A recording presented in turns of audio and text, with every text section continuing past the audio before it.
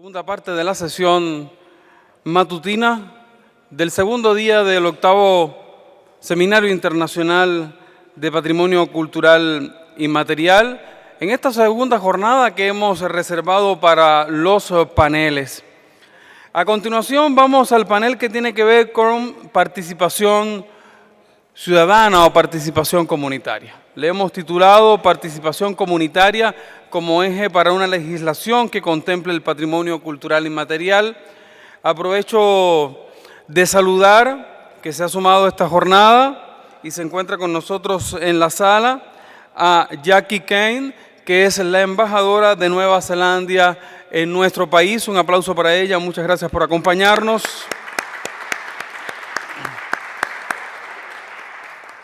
Ya están los panelistas de este segundo panel. Aroha T. Pariak, de Nueva Zelanda, investigadora asociada. Está Oban Lai González, que es de Perú, director técnico del Centro Regional para la Salvaguardia del Patrimonio Cultural Inmaterial de América Latina. Ya habíamos mencionado a Crespial en esta reunión. Y como representante del Departamento de Patrimonio Cultural Inmaterial, Patricio Díaz.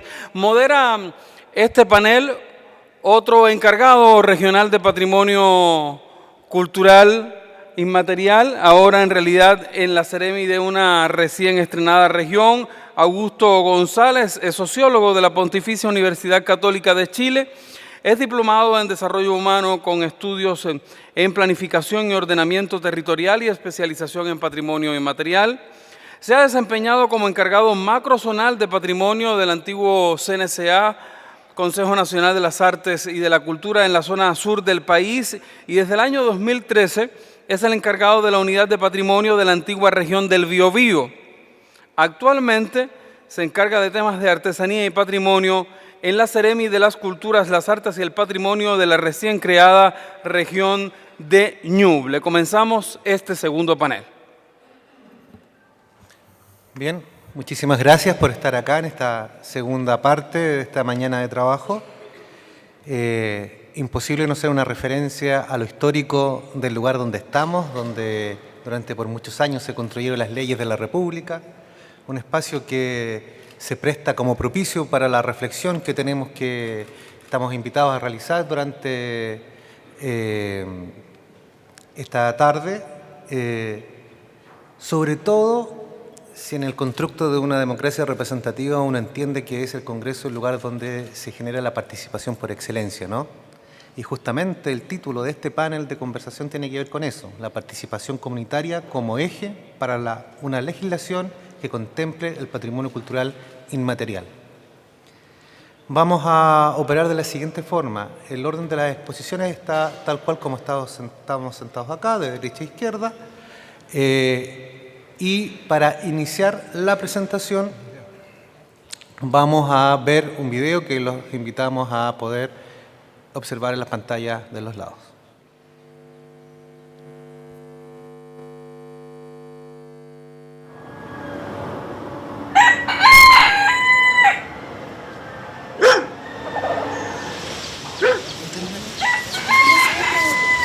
Saquen un pedacito de greda ahí, sí, pues hija. Saquen un pedacito de greda ahí. Yo voy a hacer una... De esas creaciones que hace usted de repente, pues hija.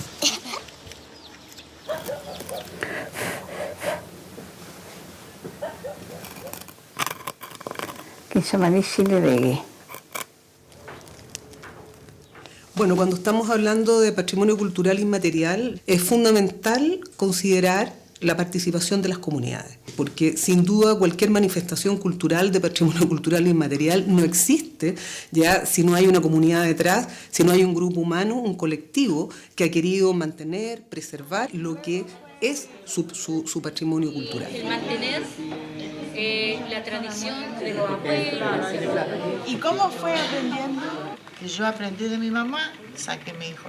No tuve, como le dijera yo, grandes cosas, pero nunca me faltó nada. Yo me siento realizada al trabajar en la GREA, porque yo sé que tengo mi propia plata para poder decir, yo voy a educar a mi hija. Muchas de ellas tuvieron que sacar adelante sola a su familia. De hecho, eran hombres y mujeres en su casa, porque yo las veía recolectando GREA, recolectando guano, sacándose la mugre. Vamos. Cuando está trabajando está mucho más conectado con la vida, con lo que nos rodea, nos hace sentirnos siempre pisando la tierra.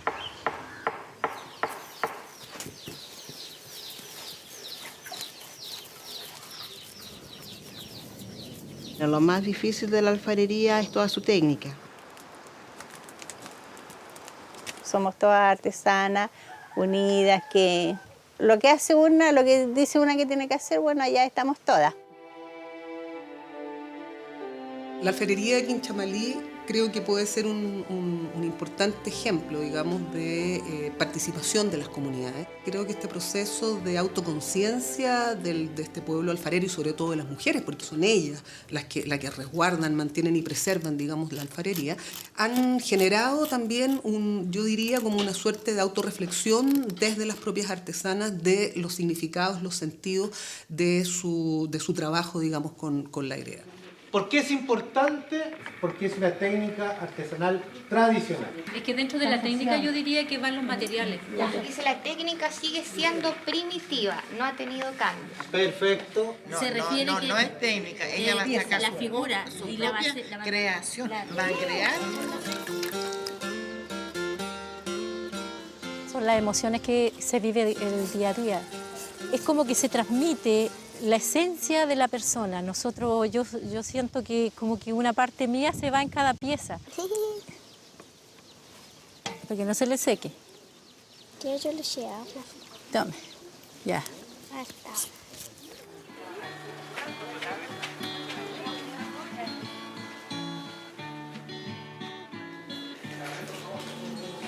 Autores chilenos somos, sí, hay que sí.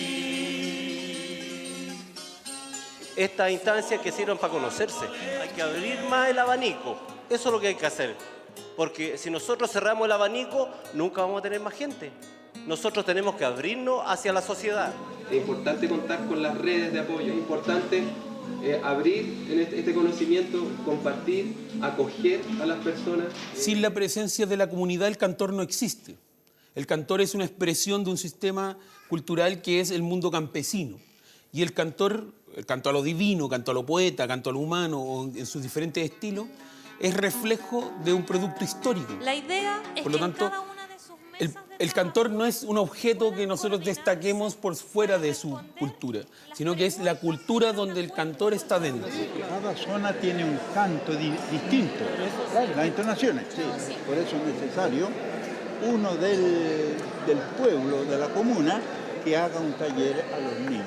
Dentro de esa capacitación estén los más antiguos, los más que llevan años haciendo talleres. Y una tradición que tiene 400 y tantos años en Chile, nosotros tenemos que ser cuidadosos de este tipo de cosas.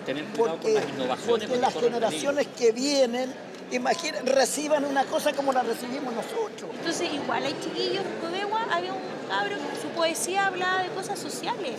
Y él a través de la poesía, ¿se acuerdan, no? Ustedes también estaban. Hay muchos jóvenes que están interesados en esto y que trabajan anónimamente. Pero esas personas tienen que ser reconocidas, no esperar que lleguen 50 años para reconocerlo. Para un grupo de cantores, un gran reconocimiento. Son los mismos pares los cuales también reconocen la importancia de estos sujetos en, podríamos llamar así, la escena del canto a lo divino. Nosotros no tenemos que entender la cultura y el patrimonio como un museo, como algo petrificado que en un momento se condecoró y tiene que existir para sí, para siempre. Tenemos que pensar que la gracia de una cultura que es vigente es que se va adecuando y va modificando la realidad y modificándose por la realidad. Hoy los vamos a premiar, la cultura y nuestra gente.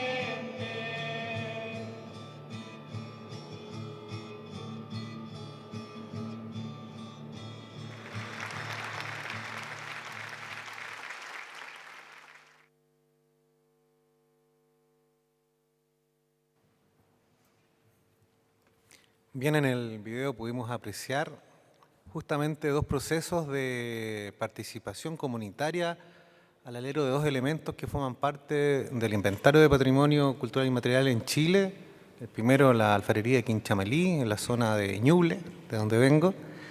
Y el segundo, el canto a los poetas, una expresión que se despliega por todo el territorio de la zona central de nuestro país y que es una de las tradiciones más centenarias y probablemente más arraigadas que hay en el campo chileno. Interesante porque justamente el valor y la potencia de estos elementos nos obliga y nos invita a ejercicios mucho más profundos y mucho más sensibles de participación comunitaria, a mi juicio. Vamos a empezar esta conversación con la ponencia, la charla de Oban Lai González, que viene del Centro Regional para la Salvaguardia del Patrimonio Cultural y Material de América Latina, el CRESPIAL, con sede en Cusco. Oban es licenciado en Relaciones Internacionales por la Universidad de NUR, es peruano y especialista en resolución de conflictos, en formulación e implementación de políticas públicas, candidato a magíster en Ciencia Política y Gobierno por la Pontificia Universidad Católica del Perú. Ha ocupado cargos directivos en el sector público y en ONGs, como director de Macungún para el Desarrollo, en el sector público como director de políticas para la población afroperuana y como director del lugar de la memoria, la tolerancia y la inclusión social, ambos en el Ministerio de la Cultura. Amigo Oban, le damos la bienvenida y lo invitamos a dar su ponencia. Listo, bueno, muchísimas gracias. Un saludo a cada uno de ustedes. En principio quiero iniciar agradeciendo la invitación del Ministerio de las Culturas, las Artes y el Patrimonio de Chile y por permitir no solamente la presencia del CRESPIAL, sino también patrocinar este evento. Asimismo, quiero enviar el saludo de la directora general, Adriana Molano, quien por motivos de agenda no pudo estar aquí y me envió en su representación. Asimismo, expresarle al gobierno chileno que nosotros seguimos con mucho interés este desafío que ha enfrentado y que viene enfrentando hoy el gobierno chileno para la construcción de esta nueva ley de patrimonio que creemos será probablemente uno de los ejemplos en la región, porque tiene una de las grandes ventajas, es que tiene la posibilidad de ver lo que ya otros han recorrido y cuáles son las lecciones aprendidas en otros países de la región y perfeccionar, por supuesto, algunos errores que se han cometido en el camino, pero también poder adaptar algunos de los modelos a la propia realidad chilena. Yo quisiera iniciar entonces, tenemos aproximadamente 20 minutos, espero hacerlo en menos, para dar un poco de la mirada del estado actual de la implementación de la Convención del año 2003, y esto es a razón de un resumen, de un pequeño estudio, bueno, más que no es en realidad un pequeño estudio, es un estudio sobre el estado del arte de las políticas sobre patrimonio cultural inmaterial en la región, especialmente en los 15 países que corresponden o son miembros del CRESPIAL. Probablemente muchos de ustedes no conocen qué es el CRESPIAL, y el CRESPIAL es el Centro Regional para la Salvaguardia del Patrimonio Cultural Inmaterial de América Latina, es un centro de categoría 2 bajo los auspicios de UNESCO, y es el ente en la región que se encarga de contribuir con sus Estados miembros para fortalecer sus capacidades institucionales que tengan como resultado una mejora en la implementación no solamente de la Convención del año 2003, sino también en la mejora de las capacidades técnicas para implementar de mejor medida políticas de salvaguardia del patrimonio cultural inmaterial. Dicho esto, quiero decir también que el CRESPIAL está compuesto por 15 países en la región y todos los países que son parte del CRESPIAL han ya ratificado la Convención del año 2003. Y como verán, los primeros países en ratificarlo en el año 2005 son México y Perú, y el último país en establecer esta ratificación fue El Salvador. Y casi también uno de los últimos en integrarse o en adherirse al CRESPIAL. Esto evidencia, por supuesto, esta relevancia que le entrega la región a los temas de patrimonio cultural inmaterial, aunque cuando veamos los temas de presupuesto probablemente estaremos dudando un poco sobre si la importancia es alta, media o baja. El estudio de los estados del arte vinculados al patrimonio cultural inmaterial nos brindan tres ideas principales. Una de las primeras ideas que nos dan los estados del arte es que existe una experiencia sólida y previa en la salvaguardia en varios países que tienen ya larga data en sus procesos de institucionalidad pública en términos de patrimonio cultural inmaterial. En muchos casos, como ya ha sido mencionado en intervenciones anteriores, tanto el día de ayer como en el panel anterior, estas entendidas también desde otra lógica como culturas populares, ¿no? Y países como Brasil, México, Perú probablemente son aquellos países que tienen estas institucionalidades de larga data que se han ido transformando, por supuesto. Una de las cosas que también evidencia este estudio de los estados del arte es que existen un conjunto de desarrollo de políticas culturales a través de diferentes procesos políticos nacionales y, por supuesto, la ratificación de la Convención del año 2003 es también un gran motor que ha impulsado a muchos países a tomar acciones vinculados al PCI en cada uno de sus países. Y, por supuesto, los diferentes países en la región están estableciendo un conjunto de esfuerzos en la medida de sus capacidades reales, tanto técnicas como también financieras, para establecer un conjunto de políticas de salvaguardia en cada uno de sus estados.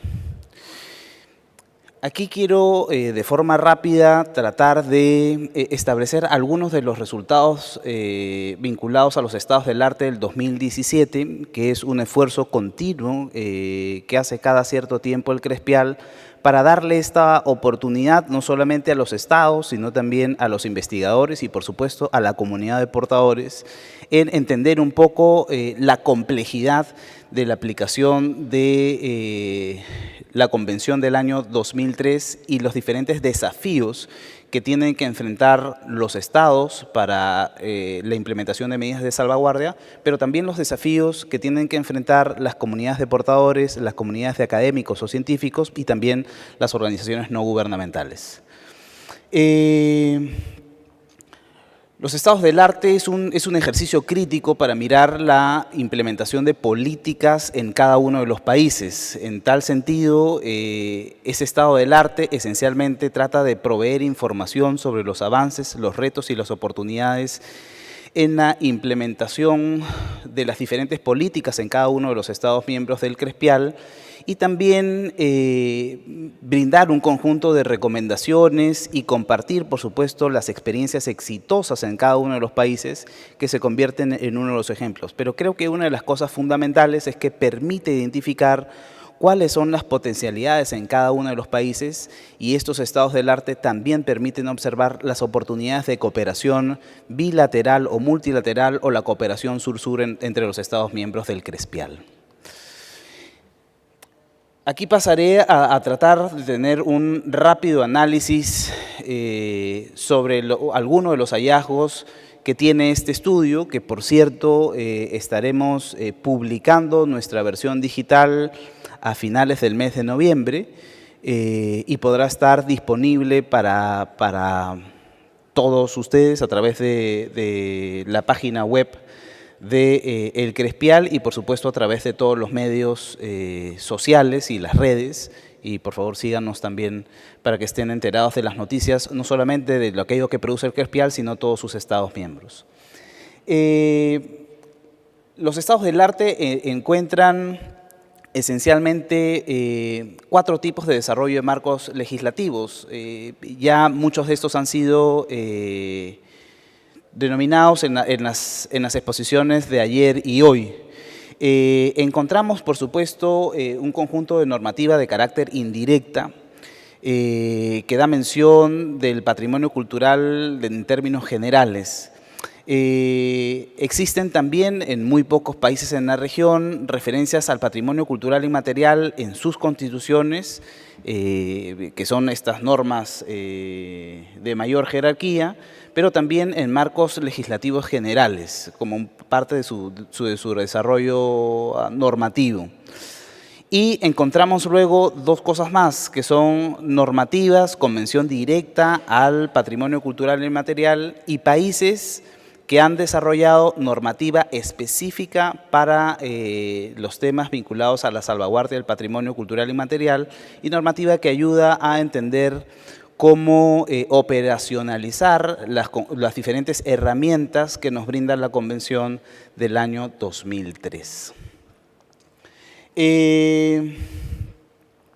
Esto es más o menos la explicación de lo que ya había venido diciendo, así que pasaré a la siguiente lámina, porque también es importante evidenciar que parte del estudio de los estados del arte nos ayudan a observar cómo se encuentra la institucionalidad pública en los diferentes estados y qué modelos son aquellos que los estados suelen adoptar para evidenciar su institucionalidad, entendiendo la institucionalidad pública como este conjunto de normas, leyes y organismos que se encargan de un tema en específico, en tanto y en cuanto el sistema político o el sistema público entiende eso como un problema público.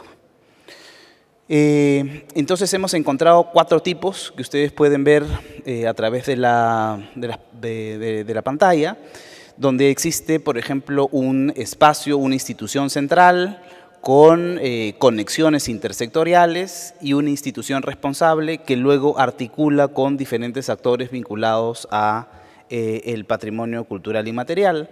A veces también existen estas instituciones centrales con bajos niveles de articulación intersectorial, pero que luego articula con un conjunto de instituciones culturales que se encuentran dispersas en los diferentes niveles de gobierno.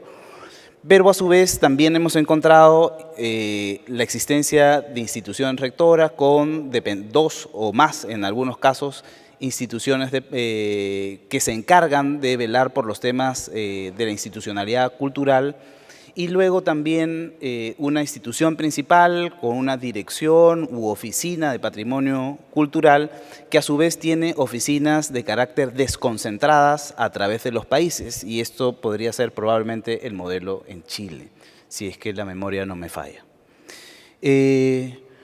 Por otro lado,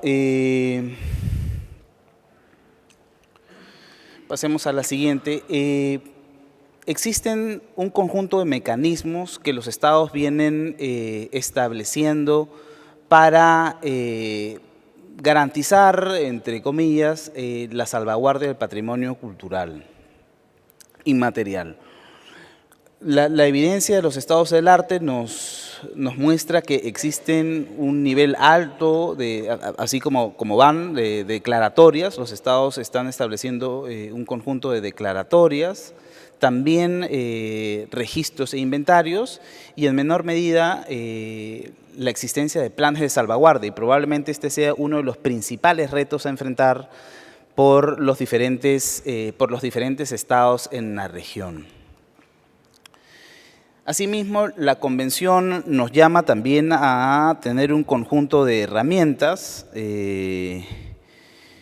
y estas herramientas son las que vemos en pantalla: los expedientes, planes de salvaguardia y los inventarios. Y como digo, en estos temas vinculados a inventarios vemos un incremento significativo en la confección de los inventarios y una participación interesante de las diferentes comunidades de portadores. Sin embargo, los temas vinculados a los planes de salvaguardia creo que siguen siendo uno de los principales desafíos que enfrentan los estados, pero no solamente los estados, sino también la comunidad de portadores. En términos de participación comunitaria, alguna de las cosas que debería decir es que la participación comunitaria y de la comunidad de portadores, de las organizaciones no gubernamentales, pero también de la academia, es uno de los fundamentos de la Convención del año 2003. Y es un desafío también para los estados poder articular de forma apropiada o adecuada con estos diferentes actores que están vinculados al patrimonio cultural inmaterial. Pero a su vez, la participación lo que ha evidenciado los estados del arte es que la participación comunitaria ha evolucionado de forma positiva en los diferentes estados de la región, pues ha pasado de ser una participación limitada bajo la lógica del consentimiento libre e informado, a ser más bien una participación de las diferentes comunidades que tratan de reivindicar su participación como un derecho, ¿no? Y como un derecho cultural, y que trata no solamente de garantizar sus derechos culturales, sino que esta participación contribuye significativamente a garantizar y ampliar la gobernanza cultural en los diferentes estados en los cuales esto se practica. Es decir, lo que hemos encontrado en los estados del arte es que en aquellos países en los cuales la participación activa de las comunidades de portadores, también de la academia y de las organizaciones no gubernamentales en sintonía, garantiza unos mejores niveles de gobernanza cultural. Asimismo, los estados del arte han encontrado como 3 tendencias para la participación comunitaria. La primera es aquella en la cual las comunidades participan con el Estado, pero entendiendo que el Estado les ofrece un conjunto de servicios, y estos son instrumentos y procesos que ayudan al desarrollo de estas herramientas que hablamos algunas láminas atrás, que tienen que ver con los inventarios y las declaratorias. Esto en algunos momentos es evidenciado más bien de forma más instrumental para muchas comunidades de portadores, porque significa un reconocimiento simbólico a un conjunto de actividades, prácticas, pero también a sus sistemas de conocimientos. Hemos encontrado también una segunda tendencia, que son de proyectos colaborativos, donde tanto el Estado como las comunidades tratan de trabajar de forma conjunta con sus comunidades de portadores y establecer no solamente los reconocimientos, sino también algunos planes de salvaguardia. Algunos ejemplos en la región que evidencian, de acuerdo al estudio que hemos realizado desde el Crespial, están centrados en países como México, Argentina, Costa Rica y en algunos casos también en Chile. Y la última tendencia para la participación comunitaria tiene que ver con las iniciativas o los proyectos liderados por las propias comunidades. Y aquí hay 2 ejemplos claros en la región, en el cual podemos ver el ejemplo de Brasil y con este proyecto de Cultura Viva, que se convierte en realidad en un motor importante y un ejemplo a ver por los demás países en la región, y también el ejemplo de Colombia, que en los últimos años ha venido desarrollando y potenciando no solamente las capacidades locales de sus funcionarios, sino también a otros actores vinculados a la salvaguardia del patrimonio cultural inmaterial.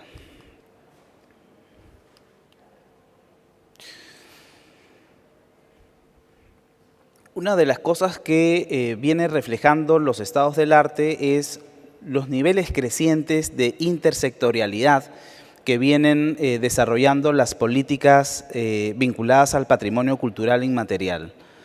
2 sectores o 3 sectores importantes en este proceso de intersectorialidad. Tiene que ver con los sectores de salud, medio ambiente y también el sector de educación. Estos 3 sectores se convierten como los principales motores para la intersectorialidad porque existen intereses muy marcados de las comunidades de portadores para interactuar con estos sectores. Luego también se encuentran articulaciones con el sector económico y el turismo, pero como ya se ha mencionado aquí, la articulación con el sector turismo es una articulación que todavía tiene un conjunto de fricciones, no solamente por los problemas que se han mencionado en el panel anterior, sino también por la necesidad en que las diferentes entidades que tienen la rectoría sobre los temas vinculados al patrimonio cultural inmaterial tengan un mejor diálogo y articulación con estos otros sectores para poder hacerles comprender sobre la real dimensión de la salvaguardia del patrimonio cultural inmaterial. Este es un desafío claro para todos los funcionarios públicos en la región. Y aquí un dato importante en los, creo ya 5 minutos que me quedan, sí, 4 en realidad, para hablar sobre los temas un poco de la financiación de la cultura. Y yo solamente me detendré a decir que no es para nadie un misterio que en la región uno de los sectores que menos financiamiento recibe es el sector cultural.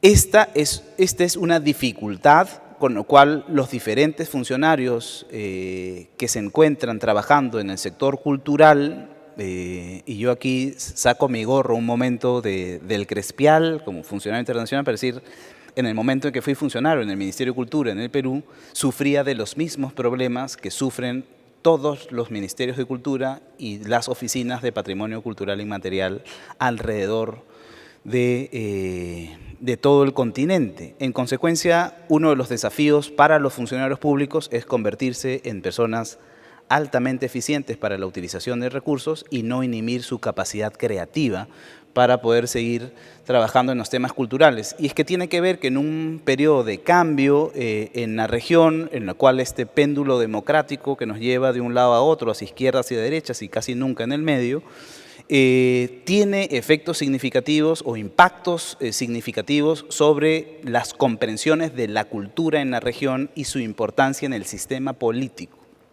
¿no? Y esto redefine mucho sobre si también los dineros se colocan en los temas tradicionales de conservación del patrimonio material o cómo se varía pensando en las personas. Y por supuesto en el patrimonio inmaterial. Ok, por el tema del tiempo voy a pasar a estas otras láminas que son algunos de los desafíos comunes que creo que encontramos en los estados del arte, vinculado no solamente a los temas de la participación comunitaria, que estará más adelante, sino también a varios aspectos que se convierten en desafíos en la región.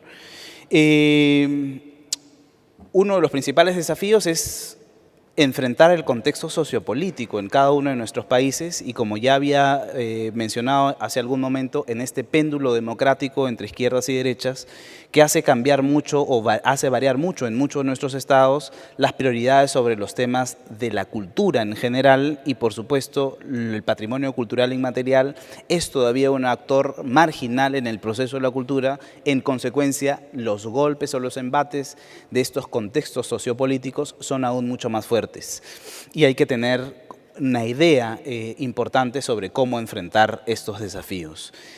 En términos de lo institucional hay varias cosas por decir, pero yo quiero centrarme en dos cosas que creo que son importantes, vinculada a, por un lado, el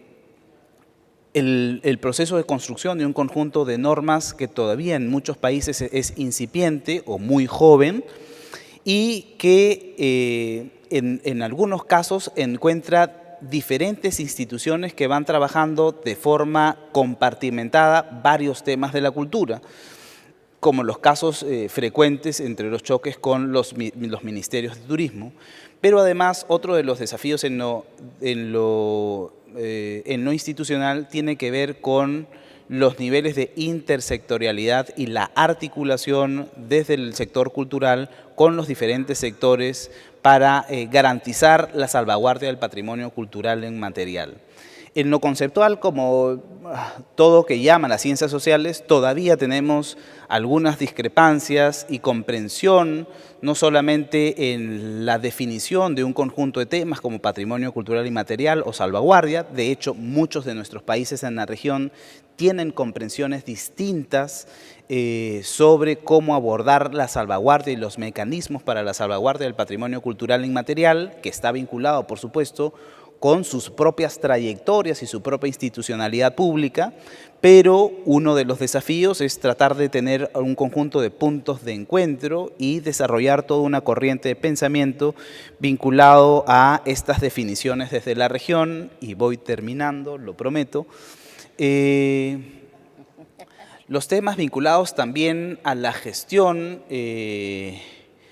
vinculados a temas como el PCI en riesgo, que a países que nos encontramos en la vertiente del Pacífico, especialmente los riesgos de carácter natural, son una preocupación importante. Ya lo ha vivido Chile con un terremoto, lo ha vivido Centroamérica con Guatemala, especialmente con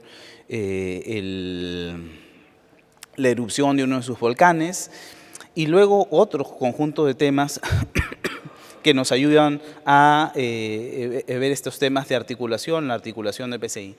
En la participación comunitaria lo que tenemos que también conciliar algunas nociones vinculadas a qué entendemos por comunidad y cómo vamos a trabajar con ella. Vamos a trabajar con la comunidad, desde la comunidad, que son dos visiones que deben ser siempre reflexionadas. Y voy a terminar con esta imagen, que es del puente Quezhuachaca en Cusco, que se renueva cada año y 4 comunidades adyacentes trabajan cada año para renovar este puente. Es el último puente inca que queda casi en toda la ruta en el Cusco, pero que me invita a hacer la siguiente reflexión. Así como estas 4 comunidades, 2 a un lado y 2 al otro, que se juntan cada año para tener un objetivo común, que es tener un puente de comunicación, una vía de acceso y de paso para cada uno de estos. Desde el Crespial lo que queremos es invitar a los estados, a las comunidades de portadores, a la comunidad académica, pero también a las organizaciones no gubernamentales, a tender puentes y a trabajar como estas comunidades cada año para construir caminos de diálogo entre el Estado y los actores no estatales a fin de garantizar que las políticas de salvaguardia de patrimonio cultural inmaterial no solamente garanticen la continuidad de este sistema de conocimientos, saberes, danzas, costumbres y tradiciones, sino que las medidas de salvaguardia tengan un real enfoque de política y garanticen la mejora de la calidad de vida de las comunidades de portadores. Muchas gracias.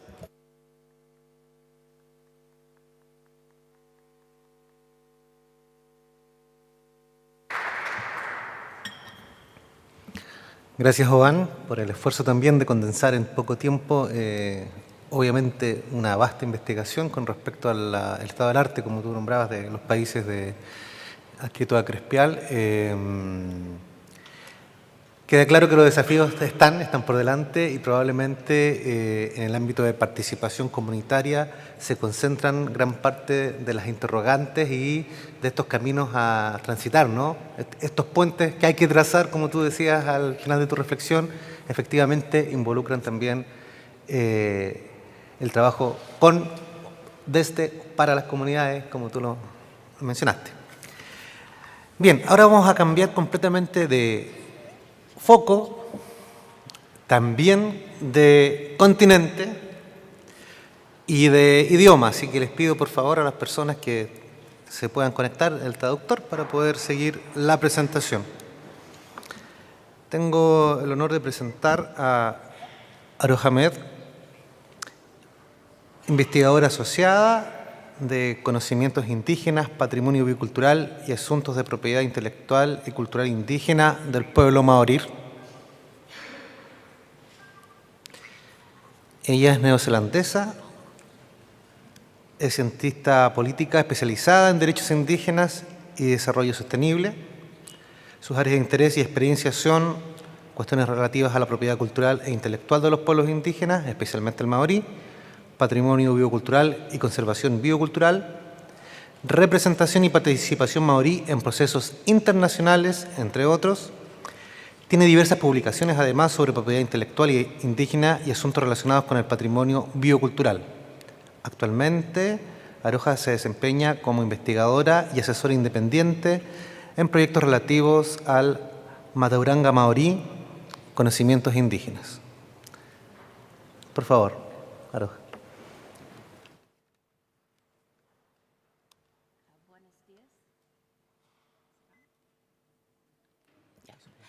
Buenos dias, good morning or good afternoon. Kia ora in my language. I'd like to thank the organizers for inviting me to this seminar. A este seminario. Han sido muy generosos y hospitalarios durante el tiempo que he estado aquí. Me gustaría reconocer también a las personas indígenas de esta tierra y particularmente a los mapuches, porque tenemos muy buenas relaciones con ellos. Y hemos aumentado también la frecuencia de los intercambios culturales entre los mapuches y los maorí. También me gustaría reconocer a Rapa Nui, porque tenemos ancestros polinésios comunes, son parte de esa familia ya extinta. Entonces, yo soy Amari, de Atiagua, Nati, de estas tribus. El nombre de esta tribu también es Iwi. Y en Nueva Zelanda, los maoríes son una minoría. Somos prácticamente 738.000 personas. Y acabamos de volver, hemos revisado los números, hemos llegado al punto en donde hemos alcanzado el número que teníamos cuando se generó la colonización. En su tiempo, la población bajó a 39.000, por tanto, progresivamente hemos aumentado la cifra de habitantes. Aproximadamente hay 130 tribus y el maorí es uno de los 3 idiomas oficiales del país. Los otros 2 son inglés y también el idioma sánscrito. Quiero comenzar diciendo que Nueva Zelanda no es parte de las convenciones de la UNESCO. Y antes de venir, pude ver esta declaración del ministro de Patrimonio Cultural. Se los voy a leer para que así se traduzca. Nueva Zelanda sigue teniendo mucho interés en las convenciones de la UNESCO en lo que respecta al patrimonio cultural intangible. Ratificado la convención, el gobierno apoya el espíritu y también la intención de este. El gobierno ha demostrado por medio de una gran cantidad de políticas y legislaciones y el financiamiento de organizaciones que tienen un amplio reconocimiento del patrimonio cultural, ya sea tangible, material y no material, y también sigue monitoreando temas vinculados a la convención para de esa forma tener una mente abierta en lo que respecta a la ratificación de la convención. Quizás esto también se pueda hacer a futuro. Lo que esto significa es que Nueva Zelanda ha tomado un enfoque bastante diferente respecto de las provisiones de la convención y en particular hemos perseguido el concepto de el desarrollo del registro nacional o registros nacionales y hemos lidiado con el patrimonio cultural de una forma bastante holística por medio de un proceso formal, trabajando con cada una de las tribus en vez de trabajar con un marco universal. Este proceso se ha hecho por medio de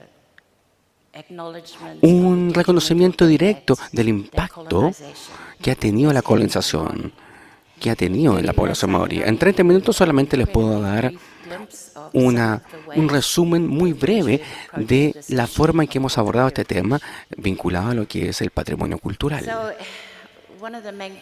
Uno de los principales elementos es que hay derechos colectivos que incluyen la sustentabilidad y que también pueden progresar de forma conjunta por medio del reconocimiento de los derechos indígenas en estos países donde están estos pueblos. Por supuesto, estamos hablando de, en este caso, el patrimonio y lo que elegimos en una generación para de esa forma transferir como legado a las siguientes generaciones. Estamos hablando de la historia, estamos hablando del pasado y de ser capaces de reconocer realmente todo aquello que ha ocurrido en el pasado. Y en realidad esto es algo muy crítico para la forma en que generamos las políticas a futuro. La base principal de la que hemos generado el debate como maoríes, como indígenas y con el gobierno es por medio de un tratado, el Tratado de Waitangi, que se firmó en 1840 entre los jefes maoríes y también la corona, que tenía, por supuesto, que era un gobierno diferente. El tratado es un set de documentos, un documento fundacional que tiene significancia constitucional y también ha sido inscrito en el registro de UNESCO vinculado a lo que es la memoria mundial. Por lo tanto, el Tratado de Waitangi sienta la base por la que los maoríes y la corona coexisten de manera en paz en Nueva Zelanda. El tratado, propiamente tal, tiene distintos parlamentos y las legislaciones también corresponden a una naturaleza minoritaria dentro de lo que es la legislación y aún así sigue siendo muy importante. Por lo tanto, como ejemplo, los elementos o los organismos que comenzaron a actuar desde 1996, en este acto requiere que todos los tomadores de decisiones consideren las relaciones de las personas maoríes, su cultura y sus tradiciones, y también con las tierras ancestrales, con las aguas, los lugares, Wahitabu, que corresponden a los lugares sagrados y que valoren la flora y la fauna y otros tipos de manifestación de naturaleza. También requiere que los quienes toman decisiones consideren los principios de este Tratado de Waitangi. Con esta legislación, es muy poco probable que cualquier movimiento se desarrolle o crezca en esta área. Pero aún así, parte del desafío de implementar una legislación como la que acabo de mencionar es que es imposible para las personas fuera de una cultura entender completamente cuáles son los valores maoríes y lo que implican y significan, y solamente aquellos que pueden explicarlos y cómo interpretarlos al momento de tomar decisiones van a poder reflejar el conocimiento indígena de las indígenas propiamente tal. Por lo tanto, esto es algo bastante importante y grande. Para esa forma, cumplir con obligaciones legales. Para aquello se requiere la construcción de una infraestructura, también no solamente el financiamiento, sino que también traer a más maoríes, indígenas maoríes a estas fuerzas legislativas. El Tratado de Waitangi está escrito en dos idiomas, en maorí y también en inglés. Y la gran mayoría de los jefes firmaron, por supuesto, la versión en idioma maorí.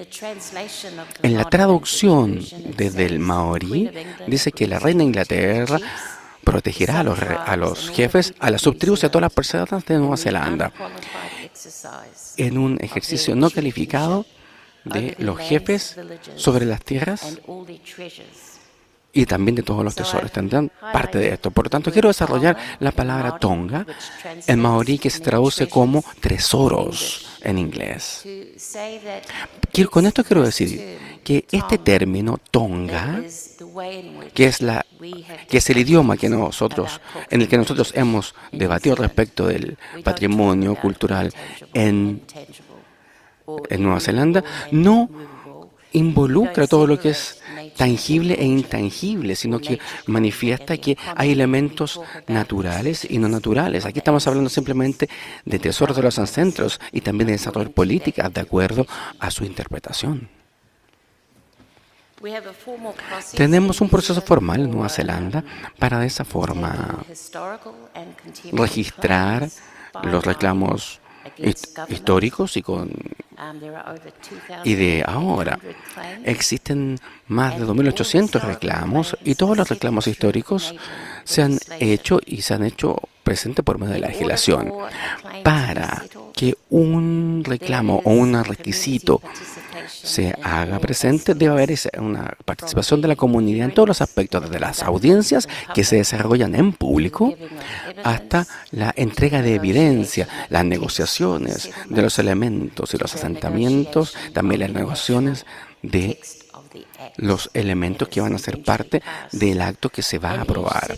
Y cada uno de estos puntos está compuesto por 4 conocimientos: de reconocimiento por parte del gobierno respecto de el daño que ha causado la colonización a este grupo en particular.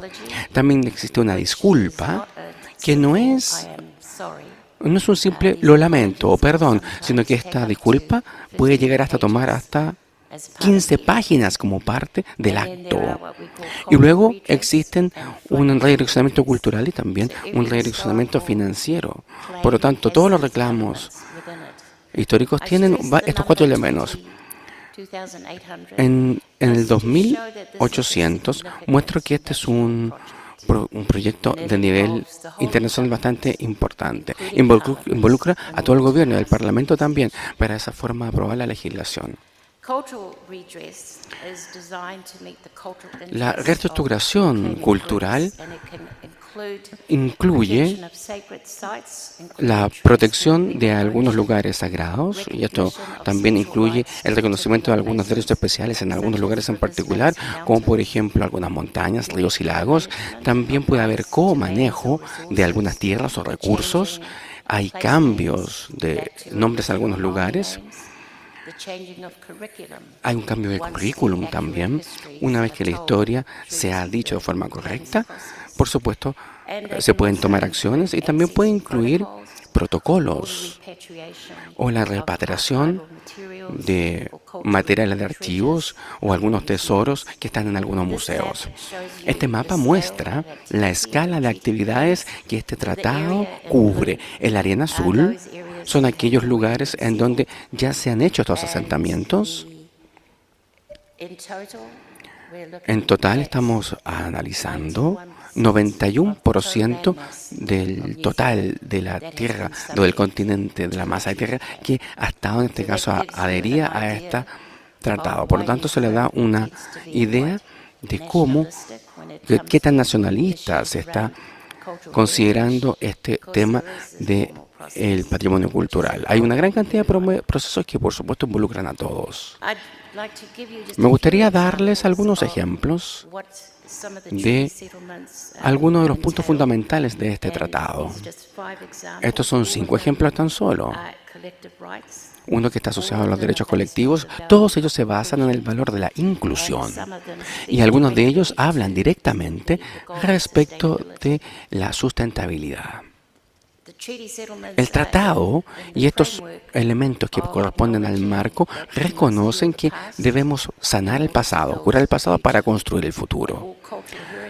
Todo el patrimonio cultural y las políticas vinculadas a ella requieren que este marco se considere. Yo sé que Chile es una nación en la que se juega el fútbol y no el rugby, pero aún así los maoríes, los All Blacks, han venido a jugar aquí, en Chile, en noviembre de 2017. Por lo tanto, hay un cambio de actitud con respecto a este deporte. Si saben algo respecto a los maoríes, el rugby, saben que los All Blacks siempre ganan y comienzan sus partidos con un haka, ¿cierto? Pero un haka se llama kamate. En realidad fue escrito por un jefe que se llama Paraja de la tribu Natito Arangatia, y como tenía un perfil público, las personas comenzaron a utilizarlo, imitarlo. Las empresas también en Italia, en Francia y en el Reino Unido tomaron el haka y lo utilizaron de forma muy inapropiada. Por lo tanto, uno de los elementos que corresponden a la compensación o reparación de estos elementos culturales está vinculado a este haka, que da una atribución, derecho de atribución a ellos, les da pertenencia. Por lo tanto, en este acto, o en esta ley que fue aprobada en 2014, existe reconocimiento de que los dueños y guardianes del haka tienen el derecho de vetar la utilización de este haka, y también tienen un procedimiento claro y muy bien establecido para cualquier persona que utilice este haka de forma inapropiada. Otro ejemplo de utilizar este mecanismo de compensación, reparación, es de esta tribu,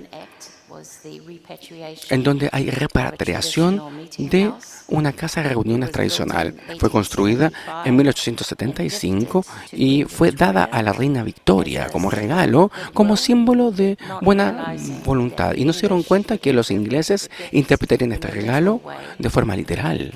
Y por lo tanto vinieron y la tomaron, y la desensamblaron y se la llevaron.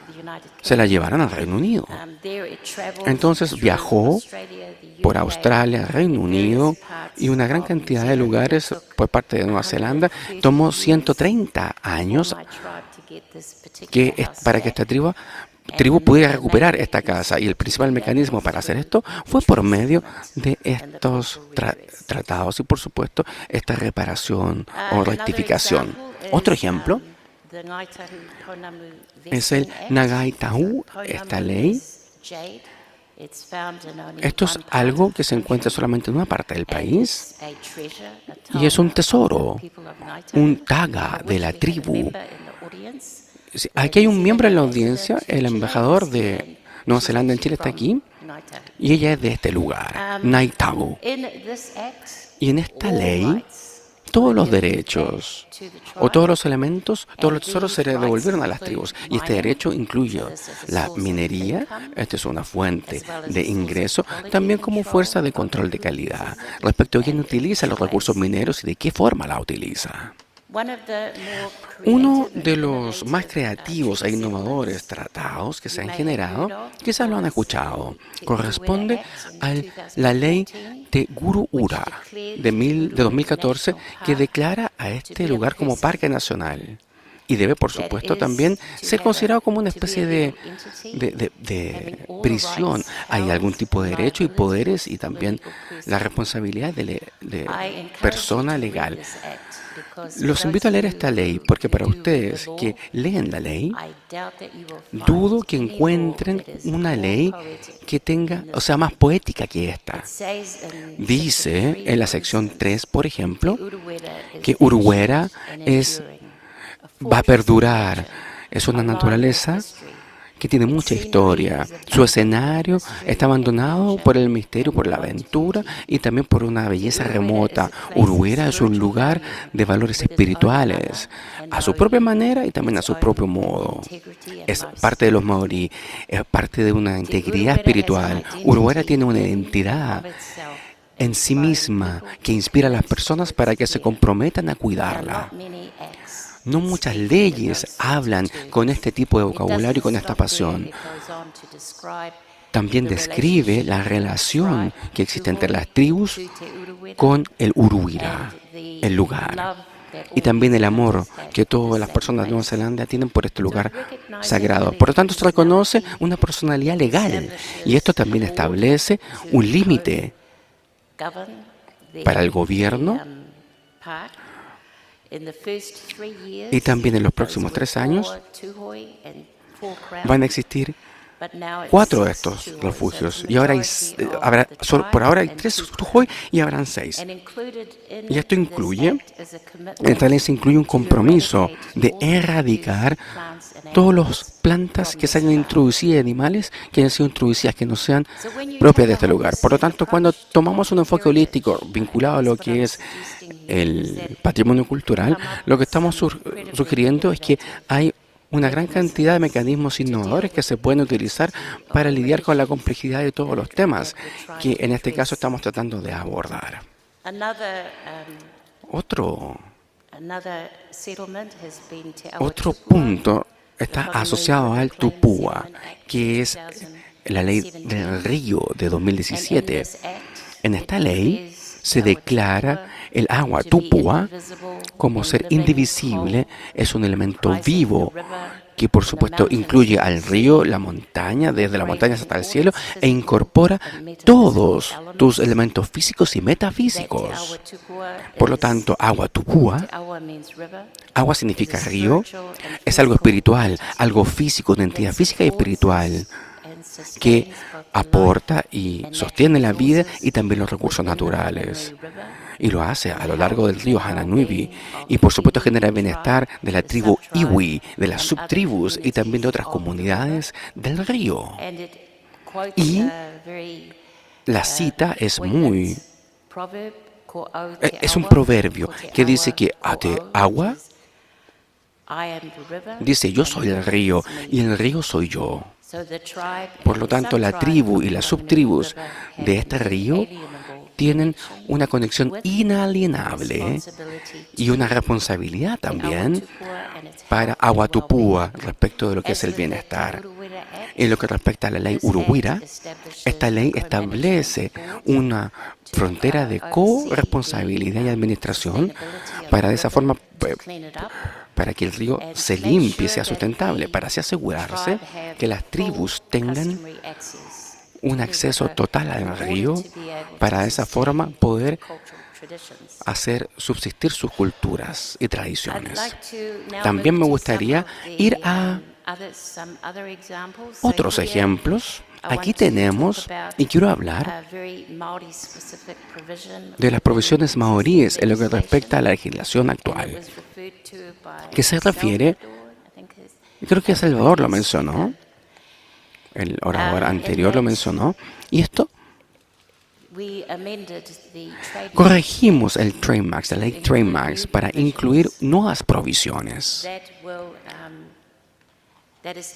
Estas provisiones establecer también un comité asesor maorí.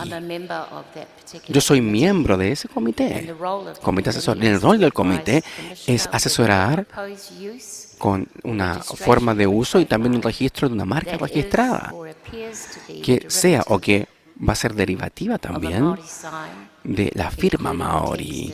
Incluye también elementos vinculados al inventario y también podría ser algo que le pertenece al pueblo maorí. También hay un comité maorí que se encarga de esto. Dentro del tiempo que el comité ha estado establecido, hay algunas cifras que les puedo compartir.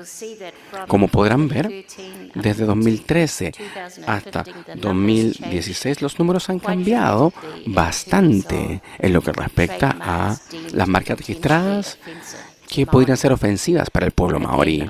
Nuevamente, voy a leer para que así se pueda traducir. La primera columna es la cantidad de marcas registradas que se aplicaron durante el año. La siguiente columna, la segunda, es la aplicación que tienen elementos maoríes. La siguiente, tercera columna, son las aplicaciones que fueron enviadas al comité asesor maorí. Y luego la última columna dice relación con aquellas marcas registradas que fueron eliminadas porque fueron ofensivas para el pueblo maorí. Entonces, en los años subsiguientes, el número de marcas registradas y aplicaciones de estas han sido menos, y las que se han eliminado son menos porque se ha generado una comprensión mayor de qué elemento puede ser ofensivo para el pueblo maorí. Y dentro del alcance de esto, tenemos que saber qué incluir. Aun cuando tenemos estas provisiones y esta ley contra las marcas registradas, no es suficiente para evitar la aprobación inapropiada del conocimiento maorí de las expresiones maoríes. Por supuesto, invitamos al gobierno a desarrollar a tener nuevas metas para de esa forma resolver problemas que están vinculados a la industria del turismo y también con la moda, diseñadores de moda, principalmente en Europa y en Estados Unidos. Y también la industria de los bebestibles. Al parecer, ellos de forma consistente no tienen buena consideración de qué es lo que son las buenas prácticas. Aquí esto se hace por medio no por medio de la legislación, sino por políticas. Así es como se han repatriado algunos ancestros maoríes. Esto se constituyó en una política de nivel global en 1985. No es una legislación, es ley ahora, porque los principales o los principios fundamentales están asociados a la moral. Y es importante tratar a todos los seres humanos con dignidad y permitir que todos estos ancestros que fueron vendidos como esclavos puedan ser y que fueron comprados por personas que tienen fascinación por lo exótico, pueden retornar acorde a los derechos humanos para que puedan ser enterrados por sus comunidades. La política estipula que esto no involucra luego elementos materiales, y eso de forma bastante tranquila, silenciosa, fuera de la atención de los medios, pero con negociadores maoríes muy hábiles para poder repatriar estos cuerpos. Esta política, desde que esta política ha entrado en vigor, se han repatriado 160 cuerpos de distintos países e instituciones. Y hemos podido decir que producto de esta experiencia, las instituciones y el líder de esta, y gracias a sus negociaciones, ha podido repatriar a maoríes. Y eso ha abierto la puerta a otros indígenas para que de esa forma sigan el mismo paso por medio de esta institución. Ha quebrado, por lo tanto,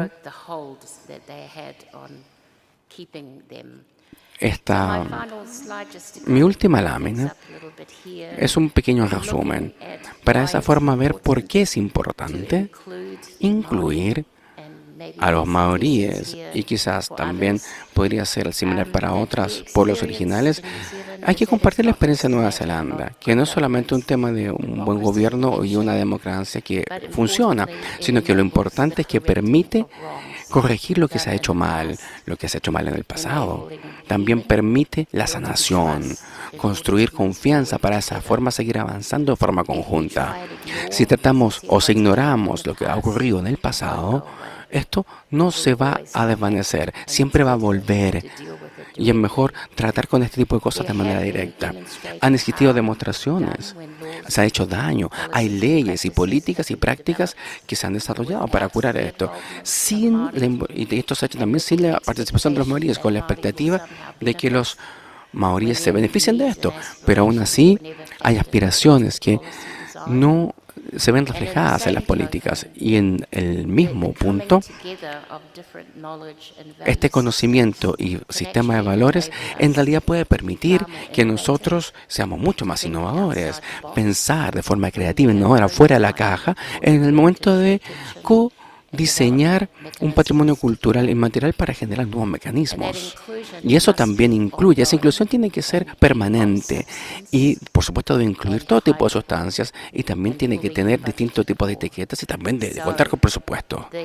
Por lo tanto, el escenario que se está entregando, que le estoy entregando lo que respecta a cómo seguir avanzando y respecto al alcance de estos tratados, está vinculado a que tiene que ser creado con una fuerza de trabajo importante de las personas que, en este caso, quieren proteger el patrimonio cultural de los maoríes y también del sector privado, participación del sector privado, gobierno central, gobierno local y de toda la sociedad en su total. Y la inclusión de la cultura maorí y sus valores en estos protocolos en realidad ha generado una fortaleza y ha generado una cultura y una identidad en Nueva Zelanda mucho más fuerte, y eso también permite que todos abracen la cultura indígena, porque la tenemos en todo el mundo, no solamente en Nueva Zelanda.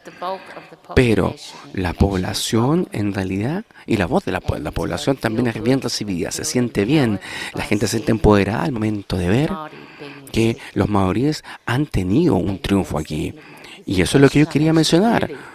Creo que terminé un poquito antes, primera vez en la vida que no me extiendo tanto. Muchas gracias.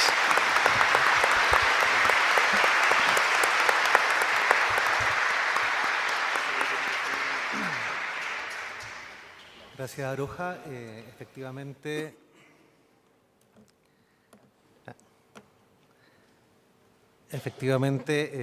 la experiencia que tú nos traes es mucho más enriquecedora del trabajo que hemos venido realizando. Nos muestra cómo, más allá de una política en particular de participación, lo interesante es cómo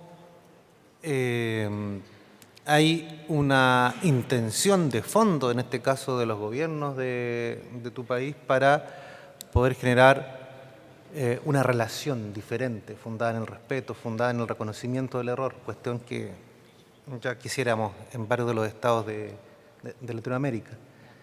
Y eso nos invita y nos desafía a poder seguir trabajando. Muchísimas gracias. Para continuar y terminando este panel de conversación, queremos compartir un poco lo que ha sido el trabajo del Departamento de Patrimonio Cultural Inmaterial, contarles que el Servicio Nacional del Patrimonio Cultural, que hoy alberga el Departamento de Patrimonio Cultural Inmaterial, tiene como principal misión implementar la Convención para la Salvaguardia del Patrimonio Cultural Inmaterial de la UNESCO del año 2003, que nosotros suscribimos el año 2008 y que fue ratificado en enero del 2009 por el Congreso. Luego de esta ratificación, la Convención se transformó en el principal marco normativo y de actuación para el Departamento, a través del cual se busca relevar y reconocer el patrimonio cultural inmaterial de las comunidades, grupos y, en algunos casos, los individuos interesados. Adicionalmente, nosotros como departamento tenemos como tarea sensibilizar a nivel local, nacional e internacional sobre la importancia de este patrimonio, la necesidad de asegurar su salvaguardia y visibilizar sobre su valor. Desde este equipo de trabajo del Departamento de Patrimonio Cultural Inmaterial nos va a compartir las experiencias que hemos tenido en materia de participación el coordinador de la sección para salvaguardia del patrimonio cultural inmaterial, que es mi amigo Patricio Díaz, historiador y cientista social, con estudios de posgrado en Historia y en Ciencias Sociales, estudios latinoamericanos y derechos humanos, que ha trabajado en organizaciones de base, ONGs, academia y también en el Estado, en los temas de memoria, derechos humanos y patrimonio cultural inmaterial. Estimado Patricio, 20 minutos. Muy bien. Buenas tardes ya. Saludo a nombre del Departamento de Patrimonio Cultural Inmaterial, aún vigente, de parte de nuestra jefa, nuevamente, aún en ejercicio, Aileen Leighton. Saludar también a todos los compañeros y compañeras de trabajo de Arica Punta Arenas, que son parte de nuestro equipo, que de manera resistente hemos ido justamente resistiendo los embates de los cambios institucionales, y particularmente también el equipo que está del nivel central de Valparaíso, que estamos resistiendo también ahí el centralismo histórico de este país. Y por supuesto también saludar a los cultores y las cultoras presentes, que son las personas y las comunidades que le dan sentido a nuestro trabajo. Con respecto a la presentación que nosotros queremos hacer acá, el título lo dice, y en primer lugar, el gran objetivo que nosotros tenemos en este corto espacio, estos pocos minutos, es reflexionar en torno a la participación efectiva de las comunidades del patrimonio cultural inmaterial existente en Chile en el marco del proyecto de ley de patrimonio cultural, que es en realidad lo que nos convoca en este seminario. Por lo tanto, lo que no vamos a tocar acá, fundamentalmente porque han sido materias más bien de talleres, de espacios de desarrollo de más largo aliento, son los procedimientos. Los vamos a nombrar, pero no vamos a poder profundizar en esos temas. Bueno, de todos modos están las plataformas, el sigpa.cl, Patrimonio, el portal Patrimonio, el mismo librito que se le ha ido entregando, habla de los procedimientos que nosotros tenemos en patrimonio cultural inmaterial en Chile. Por lo tanto, más bien aquí la idea es reflexionar sobre algunas ideas de las cuales nosotros hemos ido desarrollando, teórica, metodológica y experiencialmente en este tema. Por lo tanto, ahí los temas a trabajar es más bien cómo la Convención aborda en este caso algunos conceptos, por eso vamos a trabajar algunos alcances teóricos conceptuales en relación a la participación y a la comunidad. En segundo lugar, una breve problematización, historización de la participación comunitaria en Chile, y cuál ha sido el impacto real y efectivo que ha tenido en nuestro país desde que se ratificó y luego entró en vigencia la Convención en el país, y finalmente la operacionalización de la Convención, fundamentalmente a partir de los enfoques teóricos metodológicos del proceso que nosotros desarrollamos en conjunto con las comunidades de patrimonio cultural inmaterial. Primer tema, aquí hay un punto que es importante señalar, que en relación a temas de participación y comunidad, en Chile por lo general se ha tenido y se tiene aún en vigencia con anterioridad a la ley a los proyectos de ley de patrimonio cultural que en estos momentos están en desarrollo como proyecto, es el hecho de que está en vigencia en Chile la Convención sobre la Protección del Patrimonio Mundial Cultural y Natural, en la cual obviamente no tiene relación de manera directa con la Convención para la Salvaguardia del Patrimonio Cultural Inmaterial, y en la cual el único momento en que se nombra la palabra participación es solamente para ver la participación de los estados para acceder y tener posibilidad de apoyo internacional en temas de financiamiento. La palabra comunidad no existe.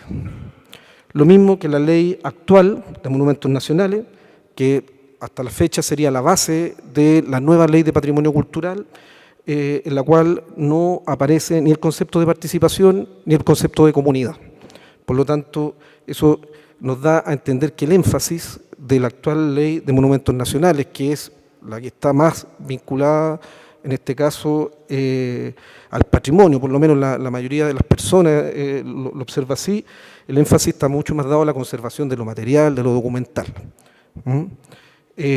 Por lo tanto, y es importante relevarlo, en Chile no existe ninguna ley que haga referencia de manera directa al patrimonio cultural inmaterial, lo que por un lado ha sido, digamos, problemático para nosotros en cuanto a tener posibilidades de instrumentos de resguardo de manera directa, pero por otro lado también, y esto lo tengo que decir, también nos ha dado la posibilidad de trabajar de manera silenciosa. Ya estamos saliendo en este caso de la invisibilización, tenemos que plantearlo, porque en realidad nosotros hemos trabajado más bien, cuando decimos silencioso, es que nadie se ha dado cuenta, excepto muchas veces las comunidades, del trabajo que nosotros hacemos. Y eso a nosotros nos ha favorecido, más allá de lo que se diga, porque en términos prácticos no hemos tenido el aparato estatal histórico de este país,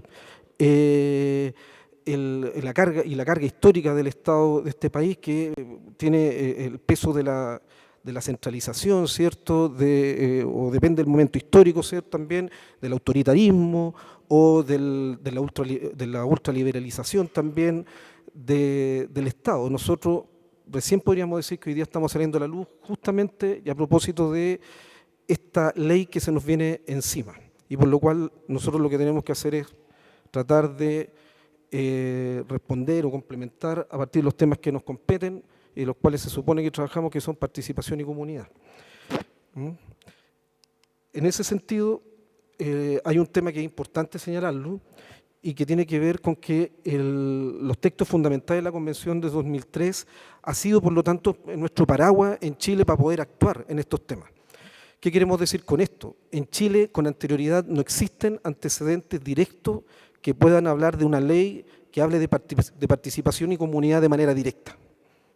Puede algunas señalar que probablemente la ley de comuna autónoma a fines del siglo XIX se parezca a esto, pero en realidad son otros tiempos y estuvo más bien adaptado a otras situaciones que no tienen mucho que ver con la realidad con la que trabajamos. En este sentido, a nosotros la llegada de la Convención no solo se convirtió en nuestro paraguas, sino que también se convirtió en nuestra forma de trabajar en la relación con las comunidades y los temas que nos competen. Y es así porque no tenemos antecedentes en Chile al respecto. En este sentido, el artículo 11, cuando habla de las funciones de los estados parte, aleluya para nosotros, aparece la participación con las comunidades, lo cual a nosotros nos favorece, insistimos, en nuestro trabajo. El artículo 15 trabaja y habla directamente sobre el rol que nos compete a nosotros, y el cual la participación de las comunidades no solo es fundamental, sino que es necesaria y es obligatoria para nosotros, los que trabajamos en estos temas. ¿Qué queremos decir con esta situación? Queremos decir de que un proyecto de ley de patrimonio cultural que no conciba esta forma de comprender la realidad, esta forma de entender cómo se desarrolla o se ha desarrollado desde que la Convención por la Salvaguardia entró en vigencia en Chile, estaría en estos momentos entrando en contradicción con la Convención para la Salvaguardia del Patrimonio Cultural Inmaterial firmado por el Estado de Chile. Eso a propósito de varias preguntas por ahí, la amiga arqueóloga me preguntó ayer qué es lo que pasaba con la representatividad de las comunidades. Bueno, nosotros también hemos estado reflexionando sobre el tema y también ha sido un problema de amplia discusión en el equipo, que es un equipo variopinto, crisol de diferencias de opinión, de pensamiento, de experiencia. Es más, o sea, nosotros podemos dar algunos datos con los cuales de por qué nosotros sentimos que la convención ha sido positiva en este caso. Bueno, no solamente porque la directriz operativa de la Convención para la Salvaguardia, en la última versión, aparece un capítulo dedicado principalmente en el punto 3.1, con especificación, la participación de las comunidades, sino que además porque la palabra participación se desarrolla en 24 oportunidades en este documento, y la palabra comunidad, que es lo más hermoso, por lo menos para mí, de la directriz operativa, es que la palabra comunidad aparece nombrada en 124 oportunidades, lo cual nos da ya un marco de acción más o menos importante. Y los principios éticos, ¿qué decir? De los 12 principios éticos de la Convención para la Salvaguardia, de manera estructural, la palabra comunidad, la palabra participación, aunque no nombre directamente, aparece ahí como parte del trabajo fundamental. ¿Qué es lo que aparece en este caso y que no tenemos tenido la posibilidad en la historia de Chile de desarrollo? ¿Cuál es el énfasis? La concepción de derecho, en este caso de las comunidades. Y eso para nosotros es abrir una puerta, como dije delante, de manera silenciosa, muy tranquila, para poder desarrollar algunos aspectos que suelen o han solido ser contradictorios con la historia más bien típica del Estado chileno. Y en efecto, para que solamente un paseo muy breve con respecto a los temas de participación, evidentemente la visión liberal de participación nos va a remitir en este caso más bien al individualismo, o como grupos de acciones o de grupos de interés en este caso se relacionan con el Estado en lo que hemos denominado la sociedad civil. Ahí hay algunos clásicos que nos hablan del tema, Brady, del Águila, por ejemplo, y que por lo tanto no tienen mucha relación directa con lo que aparecería en la Convención o la lectura que nosotros hacemos de la Convención, a pesar de que esta misma, como documento, no es tan claro en esa definición. En la práctica es la lectura que hemos hecho nosotros de la Convención. Porque efectivamente la visión comunitaria, en este aspecto, más bien nos remite más bien a la comunidad que tiene convergencia en una historia en común. La participación está vinculada con la identidad de las comunidades como tal, en una visión más bien de toma de decisiones. Nosotros no podemos hacer nada de lo que la comunidad no quiera decidir, y por lo tanto en una acción de lo que algunos podrían denominar en términos políticos como de democracia directa, asociada también a temas de espacio de desarrollo local, entendido esto en este caso como espacios compartidos, y donde el sentido tiene que ver con el lugar y los espacios conocidos, ¿ya? No aquello que está lejos de la comunidad. Lo cual, obviamente, la participación comunitaria, nosotros podríamos decir que incluso está mucho más definido y mucho más claro que el concepto de comunidad. Por ahí Owen lo planteó, ¿qué es lo que pasa con la comunidad? ¿Cómo la definimos? En Chile, bueno, y en América Latina y en el mundo entero, las diversas concepciones de comunidad nos van remitiendo, en este caso, a una dificultosa forma de aterrizarlo. Sin embargo, hay algunos maestros, algunas maestras, quiero nombrar a Pepe Bengoa en este caso, que nos ha dicho dentro de su... bueno, Pepe Bengoa, los filósofos y los antropólogos se lo pelean de que es filósofo, antropólogo, y bueno, que es parte de la situación de los particular de algunos maestros, es que Pepe Bengoa ha señalado que a veces no necesitamos extremar las conceptualizaciones cuando la misma comunidad lo tiene claro. Muchas veces, sobre todo los cientistas sociales, tendemos a desarrollar marcos teóricos inabordables, inalcanzables para poder definir estos aspectos. Sin embargo, nos deberíamos quedar con lo que nos dicen las comunidades. En ese sentido, y señalando, en este caso y aterrizando una breve historización y problematización de la participación comunitaria en Chile, nosotros podríamos decir de que la historia no es muy diferente a la que han vivido la mayoría de los países de América Latina. En este caso, fundamentalmente, en lo que respecta a las comunidades subalternizadas y principalmente las comunidades subalternizadas con sus tradiciones y con sus expresiones culturales, en la cual nosotros sabemos perfectamente que había una historia de ninguneo y avasallamiento de manera directa de poderes fácticos, sea el Estado, sea el mismo Estado, sea en este caso el mercado, o incluso, si nosotros nos vamos más directamente a casos especiales, como la Iglesia Católica, ¿cierto? En ese sentido, nosotros lo que podríamos decir de que el impacto de la Convención para la Salvaguardia del Patrimonio Cultural Inmaterial en Chile nos ha dado la posibilidad de silenciosamente ir trabajando estos temas independiente de, incluso dentro del Estado, un Estado muy contradictorio, que da estas posibilidades de trabajar espacios de salvaguardia, pero que a la vez muchas veces también te castiga.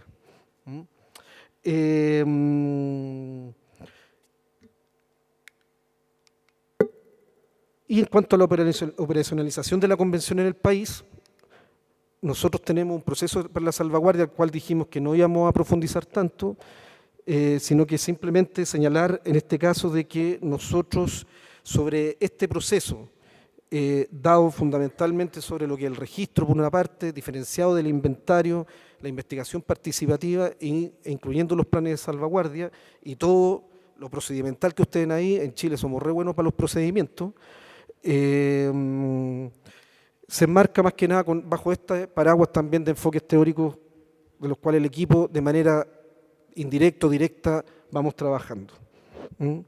Eso es así porque también debemos señalar que el 100% de las comunidades con las que nosotros trabajamos no son comunidades que han tenido poder en la historia del país, sino que más bien al contrario han tenido que luchar para poder ser reconocidos, para poder ser o estar en situación actual de justamente reconocimiento.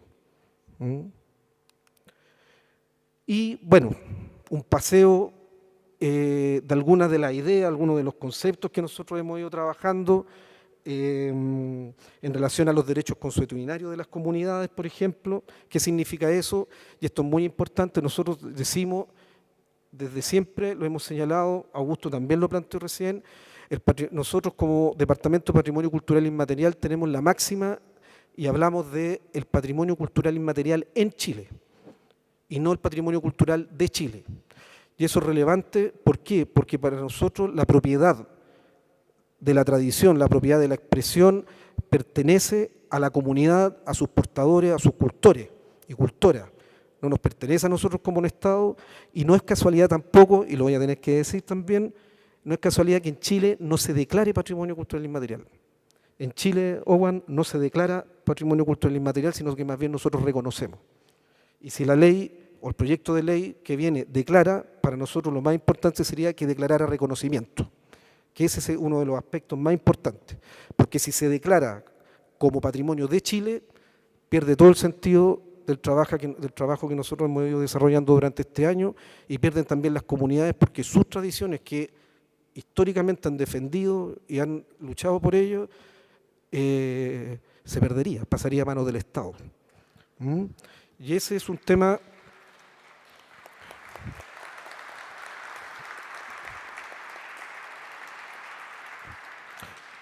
Y ese es un tema que para nosotros es fundamental, que se pueda seguir desarrollando. Aquí también, bueno, conceptos que también ustedes pueden ir viendo, pueden ir leyendo, con los cuales nosotros vamos trabajando. La identidad colectiva, por supuesto, qué comunidad, en este caso, o qué aspectos de la participación desde esta perspectiva no se precia de tener identidad colectiva.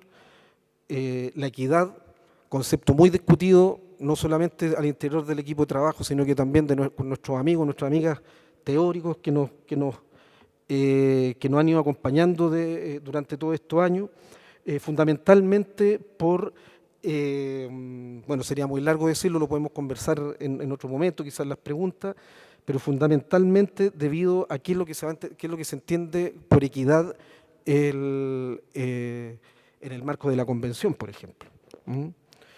El beneficio de las comunidades aquí también es muy importante porque suelen aparecer muchas veces personas interesadas, grupos ajenos a las comunidades, bueno, a partir de temas de imagen, lo ha planteado muy bien Aroa, Owen también lo señaló y en diversas exposiciones, Mariel Cautín, entre otros, cómo la propiedad del desarrollo de la tradición, muchas veces hay intentos de expoliación, y no necesariamente del Estado o de la Iglesia, otro grupo de poder, sino que incluso de pequeños enclaves de mercado, ¿cierto? La participación eje de esta exposición obviamente tiene que ver con la acción deliberativa, que también es un concepto que nosotros trabajamos principalmente cuando nos dedicamos a diseñar los planes de salvaguardia.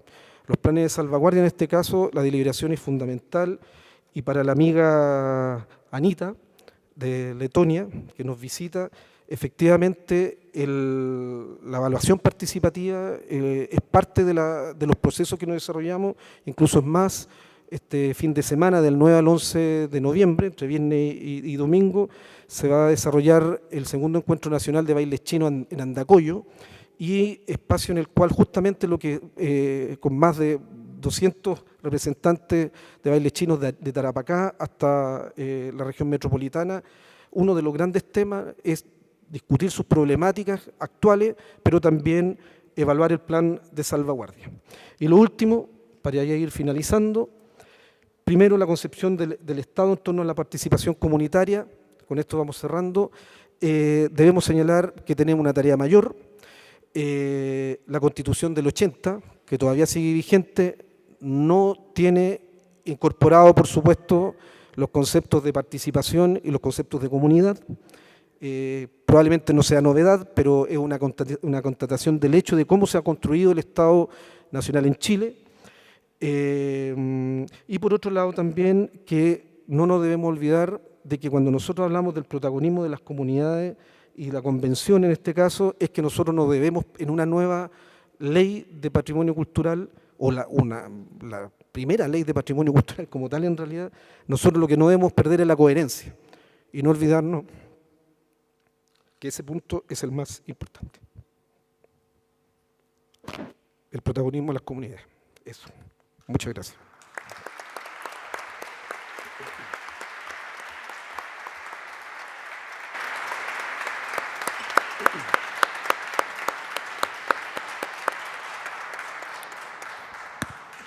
Queremos agradecerte, Pato, por tu presentación. Hablo por todos los compañeros del departamento al decir que nos has representado súper bien. Y a las personas que estamos acá en este salón auditorio, los invitamos ahora a las preguntas. Ya tenemos algunas acá.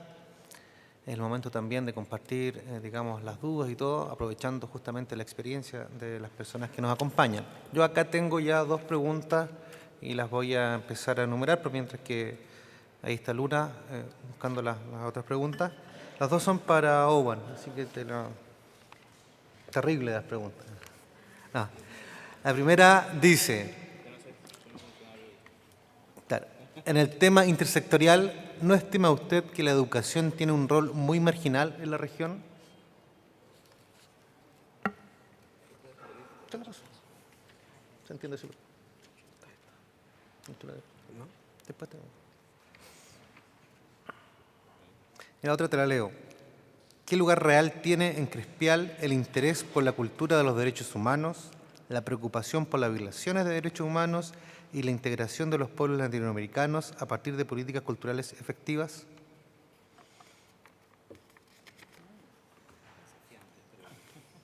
Todo tuyo, compañera. Gracias. Pensé que las preguntas más complejas solamente se lo habían hecho a la colega de Brasil ayer cuando le preguntaban un poco sobre el tema político, pero veo que también me tocaron esta tarde preguntas un tanto complejas. Hablar sobre educación es un tema, yo no diría complejo, pero creo que sí sensible en la región, por varios temas. En principio hay que resolver bien en educación en la región, educación por qué y para qué. Pero esa es otra discusión que no tocaré, pero sí dejaré instaladas esas 2 preguntas que creo que nuestras sociedades latinoamericanas no han respondido todavía. Sin embargo, creo que sí hay un conjunto de temas que en los últimos años, y yo diría que en los últimos 15 o 16 años, más o menos, nuevas corrientes vinculadas a entender la educación intercultural o multicultural han ido tomando posición en los diferentes sistemas educativos en la región y con ello una visibilización de la necesidad de atender a poblaciones diferenciadas, esencialmente a pueblos indígenas y afrodescendientes, con una educación que pueda visibilizar no solamente sus aportes, pero también su patrimonio. En esto último es lo que creo que hay que trabajar mucho más en la región y ahí es donde los desafíos para no solamente los funcionarios públicos en el sector cultura, sino también a toda la comunidad que está vinculada con los temas del patrimonio cultural inmaterial, les toca enfrentar este desafío. Es decir, cómo hacer importante los temas vinculados al patrimonio cultural de estas poblaciones, esencialmente, y voy a referirme esencialmente de poblaciones indígenas y afrodescendientes, en este caso, para el caso de la educación, cómo poder hacer relevantes para el sistema público en general, porque el tema está no solamente en visibilizarlas, sino hacerlas parte de la discusión y del debate público. ¿Hay alguna experiencia en los países crespial que tú recuerdes en torno a este tema de educación? Al momento no tengo ninguna referencia que pueda brindarla como un ejemplo, pero sí creo que es un desafío importante en la región. Todavía los niveles de articulación entre los diferentes sectores, de acuerdo a lo que nosotros hemos podido observar, son niveles entre bajo y medio. Pero necesita todavía desde los sectores públicos, desde las institucionalidades de cultura, desarrollar de mejor medida un conjunto de contenidos que hagan visibilizar de mejor manera los temas de patrimonio. Y con ello espero poder resolver, porque, y en términos muy personales, no creo que la educación sea marginal, ¿no? Es más, la discusión hoy está en cómo introducir los términos de patrimonio cultural inmaterial y educación, no solamente en las currículas escolares formales para la educación básica, tanto regular como no regular, pero también en cómo incorporar estos temas, y ese es uno de los grandes desafíos, en la formación inicial de docentes y en la formación de docentes en servicio. Entonces, el mundo de la educación es un mundo complejo. Es lo primero que debo empezar. O sea, en nuestros países, el universo de profesores están alrededor de 250.000, 300.000 maestros que cubren un conjunto de escuelas públicas, y personalmente para hablar sobre maestros públicos. Por eso el desafío es el introducir, o sea, desarrollar contenidos desde los sectores culturales, que son aquellos que tienen la rectoría sobre los temas de PCI, que contribuyan, tomando en cuenta que el sector cultura, en muchos de los casos, es un ente rector que brinda un servicio intermedio, es un servicio de gobernabilidad y gobernanza para otros sectores. En consecuencia, nosotros, bueno, yo no estoy en el sector, en el gobierno, pero digo, aquellos que están en el gobierno deben entender también esta lógica de que brindan un servicio intermedio y tienen que desarrollar un conjunto de contenidos, por un lado, pero también un conjunto de servicios que ayuden que los otros sectores del Estado puedan cumplir de mejor manera su rol, que es garantizar el conjunto de derechos, digamos, para toda la población, pero de forma diferenciada para aquellos que viven procesos de mayor marginalidad en la sociedad. Por eso yo creo que la educación no es marginal, pero sí hay grandes desafíos para enfrentarlos. Y nuevamente voy a utilizar la metáfora del puente. O sea, el Estado a través del sector cultural, pero también la comunidad de portadores, los académicos y las universidades.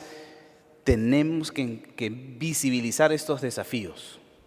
Y para responder la última pregunta vinculada a cómo el Crespial mira o observa los temas vinculados a los derechos humanos y la articulación de los diferentes pueblos latinoamericanos. Este es otro desafío en la región, y aquí no solamente hablaré de los derechos humanos como este gran marco, sino también hablaré de este debate que hoy hay desde la Secretaría de la Convención en cómo entender los ODS y la cultura, que es como, digamos, uno de los grandes pendientes dentro de las ODS, y la necesidad de los organismos como Crespial, conjuntamente con sus Estados miembros, de iniciar un proceso de reflexión para debatir y construir un poco de información que luego debe construirse, decantarse, mejor dicho, en conocimiento, en cómo la cultura se entrelaza con los objetivos del desarrollo sostenible y, por supuesto, con ello con los derechos humanos y con ello con la unidad, y cómo el Crespial y sus países miembros pueden generar un conjunto de articulaciones que favorezcan no solamente a la mejora de la calidad de vida y la preservación de las tradiciones, costumbres, festividades, sistemas de conocimiento, sino también contribuya a la unidad de los países y de los pueblos, ¿no? Insisto, esto todavía es un desafío, no solamente para el Crespial, sino también para toda la región en su conjunto, que necesitamos visibilizar y pensar cómo vamos a articular la cultura y en especial los temas vinculados a patrimonio cultural inmaterial con este gran tema de los objetivos de desarrollo del milenio y, por supuesto, con los derechos humanos. Gracias, Jovan. Aquí hay una pregunta, no está dirigida a nadie en particular, la voy a leer. Cualquiera de los tres, siéntese con la libertad de responder. ¿Cómo se encuadra el patrimonio cultural inmaterial dentro del sector de la industria creativa y cultural y cómo se evalúa su impacto económico? ¿Alguien quiere responder? La voy a repetir. ¿Cómo se encuadra el patrimonio cultural inmaterial dentro del sector de la industria creativa y cultural y cómo se evalúa su impacto económico?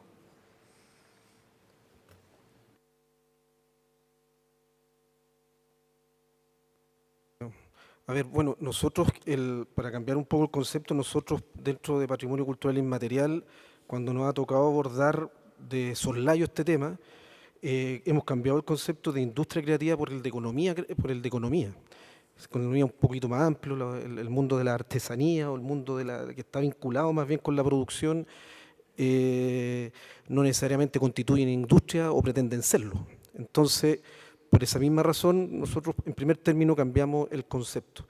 En relación a la evaluación económica que se hace, bueno, hay temas que están efectivamente pendientes. Hay un caso del cual podría hablar mucho más Augusto, en relación, por ejemplo, de cómo se han ido trabajando los temas vinculados a artesanía, por ejemplo, Quinchamalí, que de por sí es creativo, el concepto de la creación es bastante amplia y que escapa muchas veces a los esquemas con los que se han ido construyendo estos últimos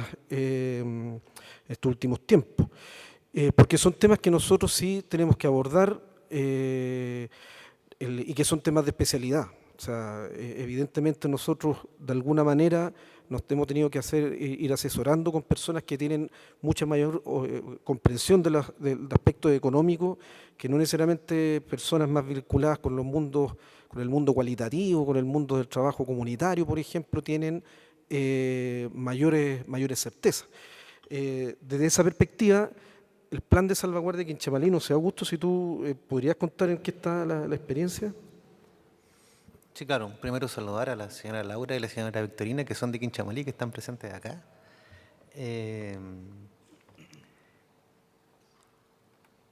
Cuando uno aborda los temas de economía creativa o finalmente el impacto dentro de la relación que tiene el mercado con ciertos elementos del patrimonio cultural inmaterial, relación que se da preeminentemente cuando estamos hablando, por ejemplo, de manifestaciones artesanales tradicionales, uno tiene que primero situarse desde alguna vereda. Como Departamento de Patrimonio, nuestra vereda y nuestra bandera de trabajo siempre ha sido la salvaguardia. Por lo demás, así lo mandata la Convención del año 2003. En ese sentido, como decimos en el campo, no le hemos esquivado el bulto a la pregunta por la relación con el mercado. Ahora, cuando uno habla de salvaguardia, cuando uno habla de la mantención de ciertas tradiciones, también tiene que hacerse cargo de lo siguiente. Todas estas manifestaciones, al ser dinámicas, han sido desde siempre sujetas de una tensión permanente con el mercado. y lo voy a decir así, las formas y las figuras que hoy día se producen en Quinchamalí también fueron moldeadas en algún momento por su vínculo con el mercado, desde mucho tiempo atrás. Yo me atrevo a decir que, por ejemplo, Quinchamalí no hubiese existido tal como lo conocemos hoy sin la relación con el tren, por ejemplo, que fue el vehículo durante mucho tiempo que permitió la comercialización de las piezas. Pero más allá de eso, efectivamente, la pregunta que uno tiene que hacerse y que tiene que también que ver con el título de este panel es cómo las comunidades toman decisiones con respecto a su vínculo con otros. En este caso, en el ámbito, en el sistema económico, por medio del mercado. Cómo son las propias cultoras, los propios cultores, los que toman decisión con respecto a qué quieren comercializar, cómo lo quieren realizar y de qué forma este vínculo mercantil, porque efectivamente se realizan piezas para poder intercambiar y para poder obtener recursos, también no pone en riesgo la propia continuidad de las manifestaciones y de los elementos. Así que yo diría que en ese sentido es innegable el vínculo que tienen muchas manifestaciones de patrimonio inmaterial con un mercado, incluidos circuitos de comercialización, por supuesto, pero desde el punto de vista de salvaguardia, lo central aquí es cómo las comunidades toman el control de las decisiones y cómo son capaces de ellas mismas de decidir y definir libremente de qué manera se da ese intercambio, de qué forma se puede generar una mayor agregación de valor. Y el rol, entiendo, de nosotros como ente gubernamental es justamente facilitar esos procesos y fortalecer el trabajo, en este caso de las artesanas, para que ello ocurra en los mejores términos posibles. Yo sabía que él tenía la respuesta. Está bien. Acá hay otra pregunta que a la persona que la formula le lamentamos decir que probablemente no lo podamos responder porque yo creo que ninguno de nosotros tiene respuesta, porque dice, ¿cuál será la realidad con los fondos concursables después de la implementación de la nueva ley en el área de salvaguardia? Yo no sé si tenemos la posibilidad de... O sea, con la nueva ley que no existe, no existiría como la posibilidad. Lo que sí podemos señalar dos cosas. O sea, en primer lugar, el Departamento de Patrimonio Cultural Inmaterial no tiene relación directa con los fondos concursables. Esos son otras áreas de... Y otra institución ahora. ¿Perdón? Y otra institución ahora. Y otra institución ahora, que es la Subsecretaría de las Culturas y las Artes. Y por lo tanto, muchas veces se nos ha confundido que nosotros somos los que estamos encargados de dos fondos, y no es así. Nosotros estamos mandatados para otro tipo de temas, que en este caso son el trabajo con las comunidades en relación a su salvaguardia como expresiones, como tradiciones. Lo que sí, de manera indirecta, en algunas oportunidades, se nos ha consultado sobre la pertinencia de las bases, se nos ha consultado sobre, o hemos intentado nosotros poner marcos éticos a esos fondos, los cuales no necesariamente han sido considerados en la historia en algunas oportunidades sí, pero no siempre, en la historia de dichos fondos. Ya eso es importante señalarlo. Ahora tengo entendido de que algunos de los fondos, bueno, ya uno ya fue traspasado en este caso al Servicio Nacional del Patrimonio, que es justamente el Fondo del Patrimonio, que estaba dado principalmente para trabajar temas de patrimonio construido, patrimonio material, restauración, en términos concretos, conservación y restauración. Por ahí andaba la encargada del fondo, compañera de trabajo de nosotros antes, por ahí está, se está haciendo la lesa, por ahí. Pero en concreto que habría una línea que dicho fondo estaría relacionando con patrimonio inmaterial. ¿Sí? Eso. Ok, nos están avisando que ya estamos por terminar, así es que vamos rápidamente, en honor a las preguntas que quedan, tratar de dar la respuesta lo más corto posible. Dice acá, tengo claramente identificado quién formuló esta pregunta, ¿cómo conciliar esta visión participativa aquí expresada con la del Estado chileno que pasa por alto a las comunidades en el desarrollo de ciertos proyectos, como por ejemplo el caso de Caguache en Chiloé, que autoriza un cultivo frente a su santuario? Gracias, Renato, por tu consulta. Pato, o alguno de los... Bueno, en primer lugar, efectivamente estamos en un estado contradictorio. Sin embargo, nosotros desde el primer momento que supimos que existía atisbos de un problema, ya estamos trabajando en este caso para poder ver cuál es la realidad de la situación en primer lugar. En segundo lugar, de diagnosticar y ver el estado también de la situación en relación a lo que está ocurriendo realmente en el borde costero. Y en ese trabajo, obviamente, en este trabajo descentrado, más bien descentrado ahora, antes era más descentralizado, pero ahora más bien desconcentrado, el encargado regional del departamento, de la región de los lagos, ya está trabajando en el punto. Ahí está el compañero Marco. Ok. Esta es una pregunta para la reflexión. ¿Son los recursos adecuados para poder lograr el desarrollo del patrimonio cultural inmaterial considerando la participación ciudadana y las noticias que existen de recorte presupuestario? No. Bueno, efectivamente se nos ha recortado, se nos avisó que se nos recortarían a nosotros como departamento alrededor del 38% del presupuesto con el que nosotros trabajamos, estuvimos trabajando hasta ahora, muy en consonancia con lo que planteaba Owen. Bueno, vamos a tener que ver ahí cómo salvamos la situación, porque en realidad obviamente recortes presupuestarios con esas características evidentemente no dan para poder desarrollar todas las actividades que nosotros queremos hacer. Son dos preguntas más, ¿no, amigo Álvaro? Esta me gustaría que la leyeras tú, porque esta fue entregada antes del panel y por favor, en respeto a la persona que lo entregó, la lea. Sí, buenas tardes, soy Juan Astorga de Baile Chino de Caleu. Juan, por ahí está Juan. Dichos bailes son cofradías religiosas que han sido declaradas Patrimonio de la Humanidad Inmaterial hace 4 años por la UNESCO, los cuales son los primeros patrimonios vivos declarados para el caso chileno. Si bien dichos bailes tienen características culturales y religiosas, no hemos estado ajenos a dificultades. Por un lado está la educación. Hace poco fui a conversar con el encargado de la Corporación Municipal de Educación de mi comuna con el objetivo de incorporar más bailarines a esta tradición. La respuesta fue que se me dio que es una actividad extraescolar y que el seguro escolar no cubre esa actividad por hacerlo fuera del recinto y que se podía hacer un taller, pero que no se puede hacer un seguimiento de los niños que podrían seguir esta tradición. Y por último, dice, por otro lado, está la iglesia, que los párrocos no dejan hacer nuestras fiestas. Mirando objetivamente el patrimonio es tan frágil y por ende aprovechando este seminario, la pregunta es cómo a nivel nacional se podrían resolver el problema de las normas que limitan o impiden que se conozcan y se desarrollen talleres de bailes chinos en las escuelas y sacar a los niños a las fiestas de chino. Y en segundo lugar, cómo hacer que la Iglesia Católica aprenda a respetar la tradición de los bailes chinos.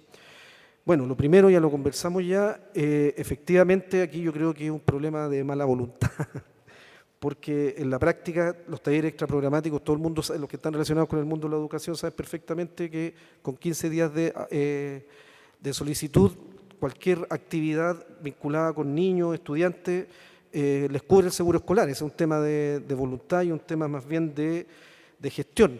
Por ahí anda Mariela, que es la encargada regional metropolitano de Patrimonio Cultural Inmaterial, con la cual habría que conversar con mayor fuerza ese tema. Y en segundo lugar, el problema de la iglesia, que no es solamente en relación a los bailes chinos, sino que está cruzando en este caso problemas de mayor alcance. Efectivamente son problemas que están ocurriendo de manera transversal en todo el país, especialmente en este último tiempo para el caso del Niño Dios de Las Palmas en la comuna de Olmué, que es lo que particularmente Juan está haciendo referencia. Efectivamente, ahí hay también un tema del cual nosotros tenemos que ser bien claros. El primero es que como institución lo que nosotros no podemos desatar es un conflicto internacional con el Vaticano. Pero sin embargo, en segundo lugar, lo que sí podemos hacer y lo que hemos estado hasta ahora es poniéndonos de acuerdo con las comunidades, poniéndonos de acuerdo con los chinos y las chinas que participan de los bailes y generar todas las gestiones posibles para que la institución adecuada dentro de la Iglesia Católica pueda aceptar cartas y quejas, porque aunque ustedes no lo crean, la Iglesia Católica tiene un espacio dedicado al tema. Eso. Finalmente, la última consulta, Álvaro, para Aroja. Esta es una consulta mía. Tu país tiene una tradición y una historia que va con mucho por delante de los propios procesos nuestros en relación al vínculo con los pueblos originarios presentes en nuestro territorio. ¿Qué recomendación, a raíz de la experiencia de tu país, nos puedes hacer a nosotros en virtud de esta relación, sobre todo pensando en medidas de salvaguardia del patrimonio cultural inmaterial?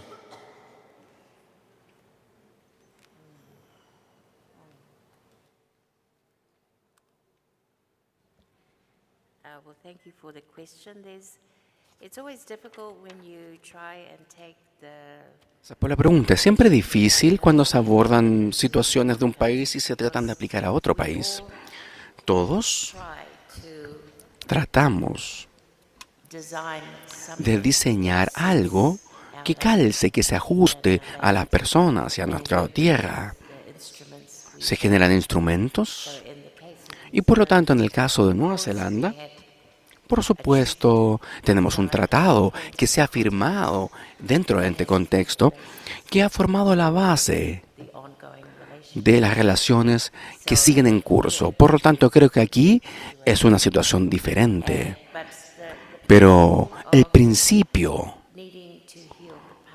de curar el pasado para seguir avanzando, creo que ese es un principio universal que sería bueno considerar.